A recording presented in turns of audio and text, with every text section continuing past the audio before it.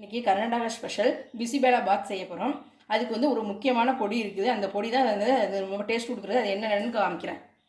பட்டை ஒரு துண்டு, 2 கிராம்பு, கருவேப்பிலை, 11 காஞ்ச மிளகா. நான் உரப்புக்கு தகுந்த மாதிரி எடுத்துக்க, நீங்கள் உங்கள் உரப்புக்கு தகுந்த மாதிரி எடுத்துங்க. தனியா, காஞ்ச கொத்தமல்லி, உளுத்தம்பருப்பு, வெந்தயம், கடலைப்பருப்பு, மிளகு, ஜீரகம், தேங்காய். இது எல்லாத்தையும் ஒரு சொட்டு தேங்காய் மட்டும் வெறுசாக வறுத்துக்கணும். மிச்சம் எல்லாத்தையும் எண்ணெய் ஊற்றி நல்லா செவக்க வறுத்து எல்லாத்தையும் ஒன்றா சேர்த்து பொடி பண்ணி வச்சுக்கணும். இதான் பிசிபேலா பாத் பொடி. புளி வந்து ஊற வச்சுருக்கேன், உப்பு போட்டு ஊற வச்சுருக்கேன். இது அரிசி வந்து 1 டம்ளர் அரிசி, 1/2 டம்ளர் துவரம்பருப்பு.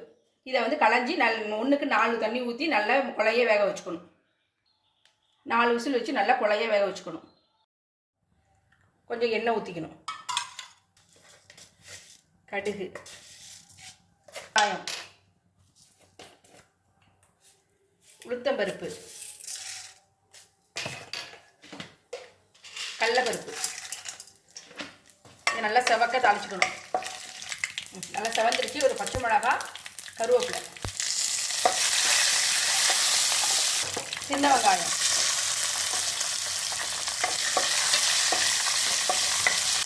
வெங்காயம் வதங்கிடுச்சு. இப்போ ஒவ்வொரு காய்கறியாக போடணும்.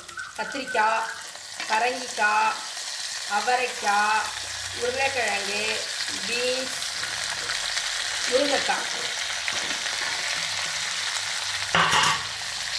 எல்லா காயும் நல்லா வதக்கணும். கொஞ்சம் மஞ்சத்தூள்,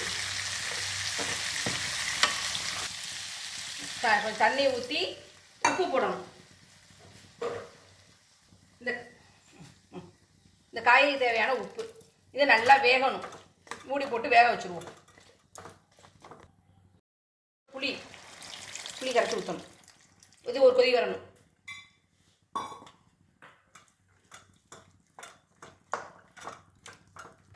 ஒரு கொதி வந்துருச்சு. இந்த அரைச்சி வச்ச பொடி, பிசிபேலா பாத் பொடி. இந்த டைமில் உப்பு பத்தலைன்னா உப்பு போட்டுக்கலாம். இப்போ சாதமும் பருப்பு வேக வச்சுருந்தோம் இல்லையா, அது இப்போ 1 ஸ்பூன் நெய்,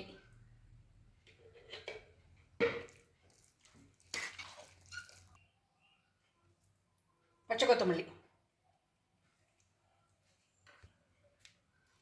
பிசிபேலா பாத் ரெடி. இதுக்கு அப்பளம், சிப்ஸ், தயிர் பச்சடி இதெல்லாம் தொட்டு சாப்பிட்டா ரொம்ப அருமையாக இருக்கும். நீங்களும் இது மாதிரி ஒரு தடவை பிசிபேலா பாத் செஞ்சு பாருங்கள்.